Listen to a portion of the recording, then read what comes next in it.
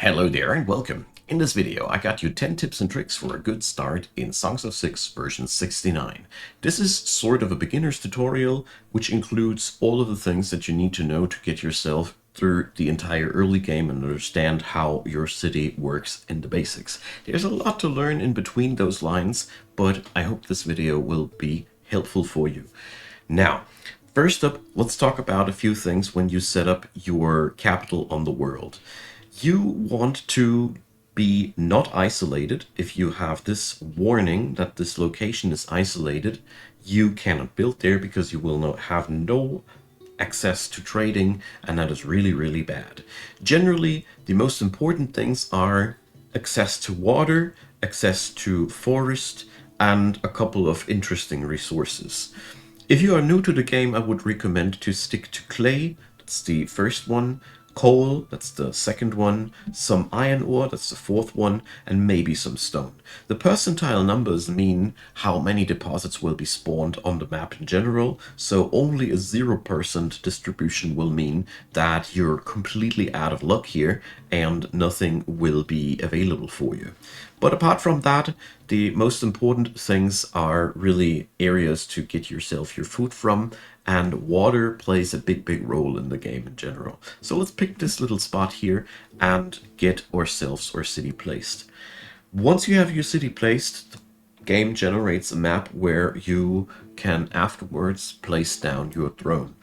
Here you have a lot of wriggling room. We can regenerate the map as many times as we want to and reshuffle and relocate resource deposits on the map that we have just created. The seed will always be somewhat same-ish, so general geographic features will always be around and cannot be completely removed. So for example, this map will always have the river on this corner, just as we saw it on the big map. But the distribution of where the minerals are to be found is always different, as well as the topography and everything. You just can regenerate that as many a times as you want to. But the most important thing, if you're completely new to the game, to me would be to recommend you to go somewhere where you are somewhat close-ish to clay, if you have it on your map, and wood. These are the two most important things to have, because wood is a building material and clay needs to be gathered later when we want to do science. Also be on the side of the road so immigrants can reach your city. Otherwise you need to build a bridge over the river first, otherwise nothing will happen. Okay, so we are going to plop down our throne, and this leads us to number 2. Building. So building is locked in a menu that is always the same in this game, and I'm going to guide you in this point through the basics. We're going to build as the very first thing a carpenter, and I highly recommend you to do so because it is a very good way in the current version to get your food income nailed down quite okay. So the first thing that you want to do is check the building material. We don't want to build with mud unless we're the fish people, and we swap that over to wood because wood is very easily acquirable. So drag and drop until you have a small room together. At the beginning of the game, less is more because we are low on resources. We click this second button here for doors, and now we set in the door here. You can right click to revert your actions so you can correct things. Now, when you select this button here, you remove the walls, which you shouldn't. We have now to set up the interior. Every building has different interior items. For the carpenter, we have to set up the workbench, which can be rotated with R, and E and Q can make it larger or smaller, so more or less employees can be hosted here. Here we want to go for the smallest possible thing, so left click to set up one thingy here, and you see 2 employees. We now need an auxiliary station, which is to be placed down until efficiency hits 100%, and then some buildings need a storage, which hosts the materials that get processed in there and the product that is made there, hence 2 squares, one for the input, one for the output. So once all that is done, we press the check mark and we go and build that thing. So construction in the game will bind always automatically your people, so don't do too many construction jobs at once. More about that later. But now you know the basics about building things in Songs of Six. The only caveat that I didn't feature here is with larger buildings, you need to put in pillars that stabilize the whole building. There will be yellow spots which mark the area which is unstable. So once you run out of trees, down here is the jobs menu, which allows you to fell trees. There we go. Mark a few so the construction can proceed.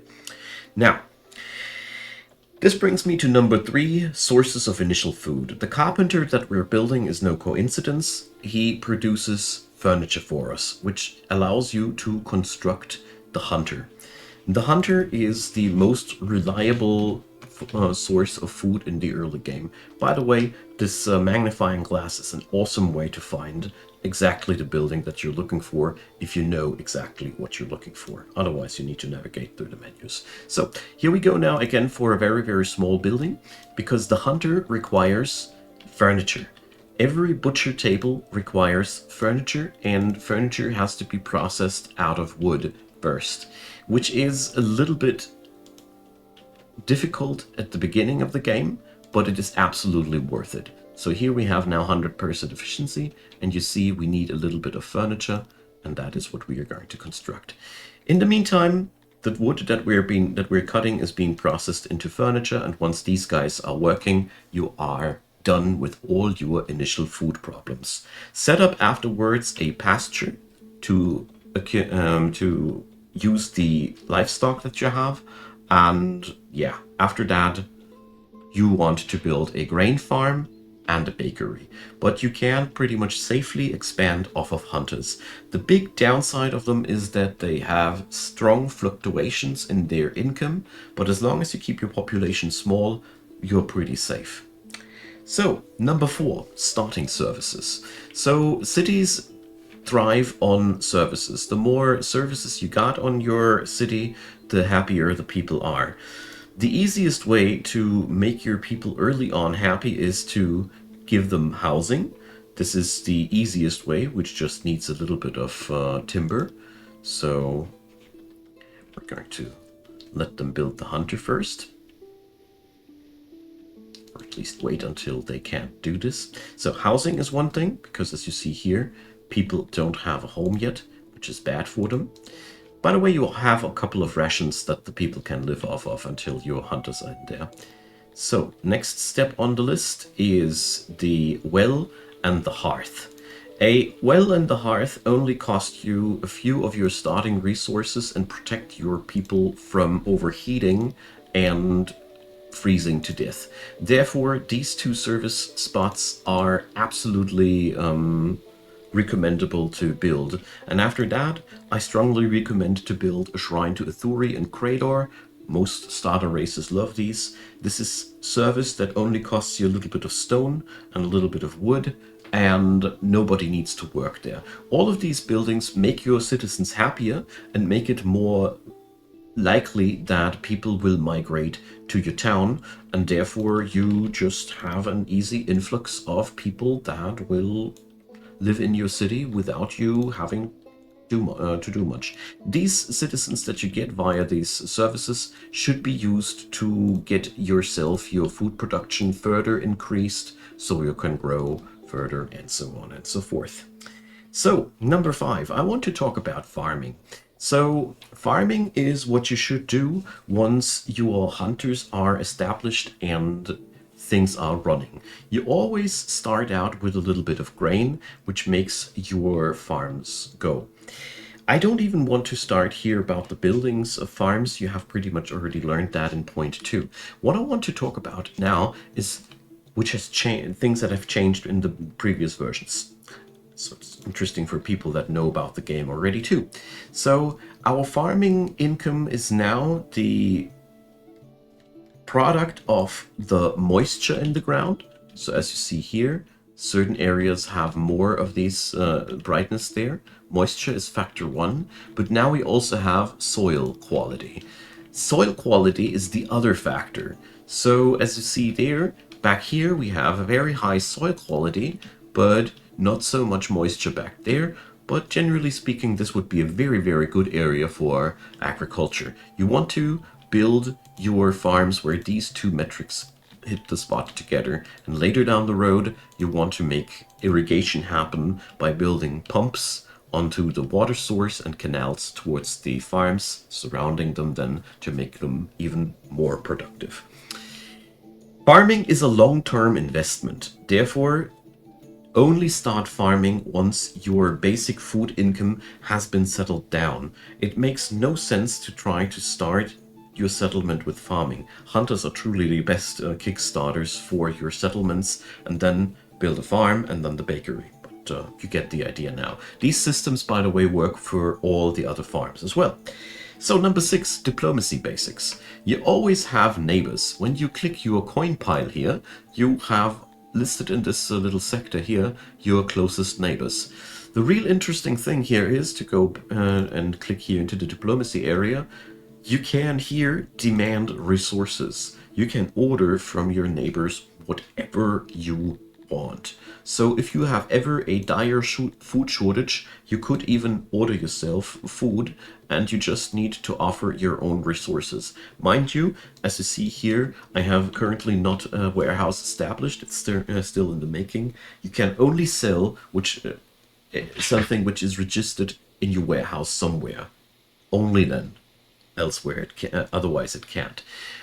Apart from that, you want to establish with your neighbors eventually a steady trade treaty, which will give you access to steady import and export. This is only necessary for the automated things. You don't need that for the manual trades, which I've shown you a minute before. So basically, you can order from your neighbors whenever, whatever. And later, the import and export stations, which you unlock at 50 population, these need those treaties, but only these. It's pretty good to have automation, though, gotta say. Now, let's move on over to number 7, science basics. But for that, I want to move over to a bigger city that I have prepared for the video, because we have seen now the basic makings. Once you have 75 people in your city, you unlock the science system. With version 69, science has been pretty much completely overhauled again, and we have now 2 currencies. There's innovation and knowledge. Innovation is generated in laboratories and is basically produced now out of clay. Scientists go in, make clay tablets, produce innovation. As long as they keep working here, innovation stays up. Once they stop working here, innovation degrades. Therefore, every civilization now needs a steady influx of clay. You just have to have it, otherwise your research will decay. The neat part here, though, is that with the titles that you get for certain thresholds of population, you now also get certain amounts of innovation points, which will never decay. So a couple of things that you decide to unlock will always remain. So here in the status menu, by the way, you can see how many points are rewarded. Oh, knowledge points are also rewarded. My bad, I didn't notice that yet. So as you see there, these are baseline skill points, so to speak, that can't be denied away. Apart from that, you can now unlock every kind of different things that you want to unlock. The most important thing, though, is to remind yourself everything needs to be maintained, which exceeds the basic costs. So I would strongly recommend to unlock in the first place the things that you really need, service expansions or productivity increases in industries that really make a big difference for you. You get the idea. But especially the architecture unlocks here are extremely powerful because they give you access to better buildings, and this is just what makes your city more powerful, and yeah, you get the idea. Anyways, let's move on over to number 8, housing and services. You already saw that you can build houses. Houses, though, can be upgraded. When you right-click into the area where your population sits, a true monster of a menu unfolds. Here you have so many metrics which all define how happy the people are. The gist of it here, of all these things is, if these bars are all green, your people are very happy and more people want to come. You can left click in here to find out what all kind of things are how happy, and most things can be understood quite easily by just mouse overing over them.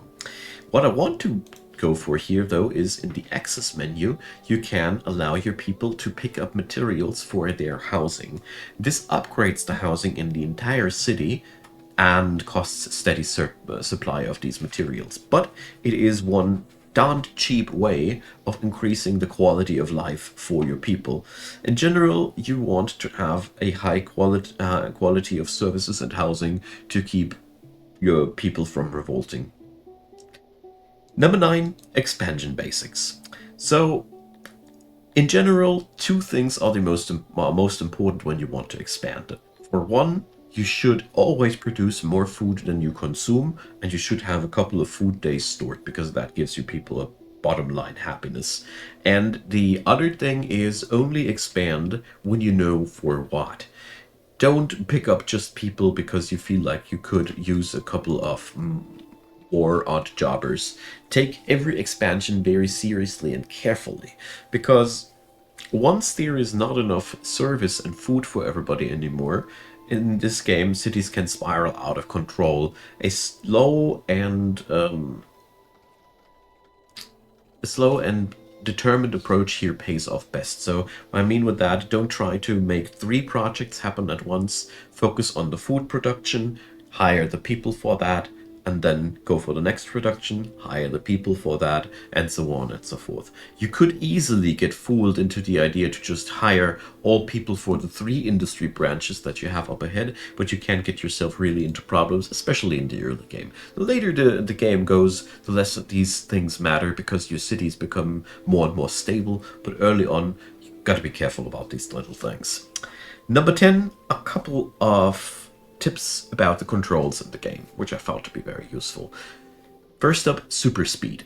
So when you double tap 4, you go from 25 speed to 250 times speed. It is pretty hidden, but it is very, very powerful. So this is 25 speed, and now to double tap the button again, this is the other one. So you get the idea. Very useful though when you need to zoom ahead. Careful though, cities can spiral out of control quite easily like that. The other thing that I want to show, pretty much every service building has this little cogwheel, which you can left click to activate auto employ. Strongly recommend to do this on everything like janitors, warehouses, all the things that keep your city going should have auto employ running, because this allows the AI to hire or fire people depending on the current amount of workload, and it just does the job so much better than I could.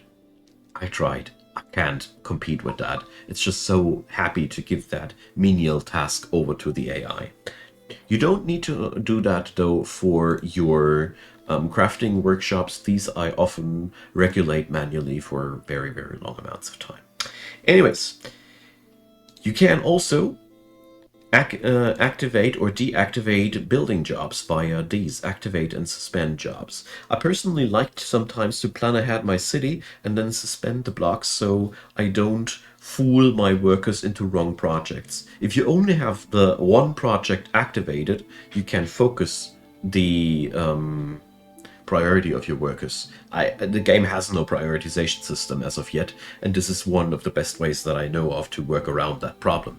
And last but not least, copying of rooms. So you have here tools directly to do that, but most of the rooms have this also in their tooltip. Bottom line, hold left control and left and click to build another house. This is so nice. Once you have searched them out of the lengthy menus here, you can just click these things up and pick them up. Especially workshops. So here, this one, left shift click, copies the entire setup, which is pretty nice. As you see here, I made 3 identical bakeries like that. It's pretty cool because it allows you to get certain parts of your city replicated quite quickly. Sometimes you want to craft them manually. You get the idea. Alright, that's that. I hope this video you found this video to be helpful, and feel free to leave me your comments, leave me a like, leave me a subscribe. Feel free to donate, do the YouTube subscription thingies. Every help is more than welcome. And I want to say thanks to all the supporters of the channel. Deeply appreciate you guys. And many thanks for watching this video up until the very end. I hope you can enjoy the game more than before. And yeah, thanks for watching it again. See you there.